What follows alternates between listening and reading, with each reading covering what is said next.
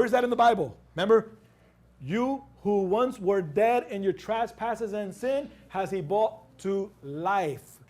In Ephesians chapter 2, verse 7 and 8 and 9. And then it says, by grace are you saved, not by works, lest any man should boast. He also says in Ephesians chapter 1, verse 3, we are seated together with Christ in heavenly places.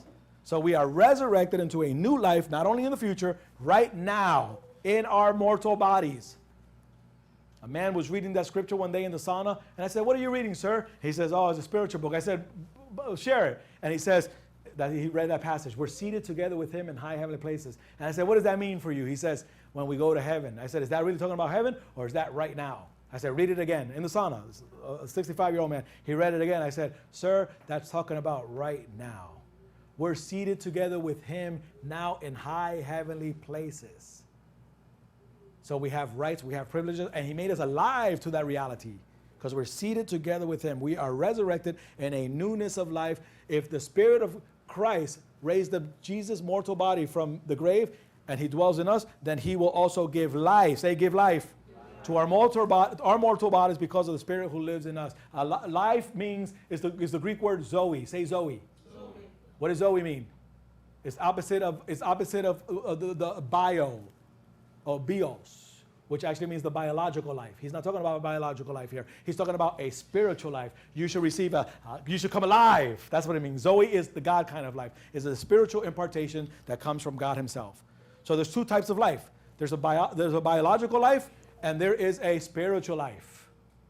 Okay? So what does it mean to be alive? To me, alive means that you have died to the world and now you live for God. So you are regressing. You are not progressing without him. You went back and you said, now this is the life that I was supposed to live. That's what it means to be alive. Otherwise, if you live, Jesus said, even though you live, you're still dead in your trespasses and sin. Those who do not believe in me, though they were alive, shall yet continue to be in darkness. Darkness means ignorance. It's a spiritual death. He said, but I am the light of the world. He that followeth me, though he were dead, shall he live. Though he were in darkness, or he shall not abide in darkness, but shall have the what? Light of life. Say life. Say light. Light means illumination. I'm going to give you the illumination of everything that's around you. In other words, you're not just going to live long, you're going to experience life the years that you actually do live. You get it? So we think it's a progress to live a long life, but not live life within the years that we exist. So that's what he's promising us. He's promising us being alive. Like Xavier was saying, I'm reading the book and I'm learning some things. Wow, they're coming alive. The scripture's coming alive. He's living the life. He's alive while he's in his mortal body.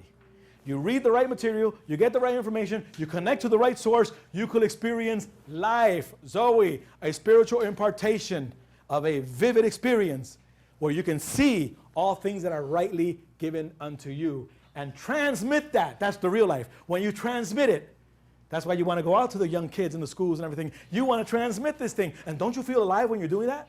But listen to me, if you're only doing this and not doing that, do you feel alive? Absolutely not. Want to know why? It's part of your spiritual diet to give freely what you freely received. It's what makes you come alive. If you're not doing this, listen to me. I tell people all the time, and part of your spiritual diet is giving. It's not just prayer, fasting, fellowshipping, reading the scriptures. It's also giving. Remember Jesus said, Paul said, shod your feet with the preparation of the gospel of peace. In other words, that means wherever you go, you have this message of peace, of reconciliation that you're sharing with other people. That's part of your spiritual diet. I think you got something out of this, did you? Yes. Okay, so we conclude in perfect timing, and then we're just going to have some questions, whoever has questions. And then, did I extend myself a little bit today? Okay, good, because nobody was in a rush. That was good.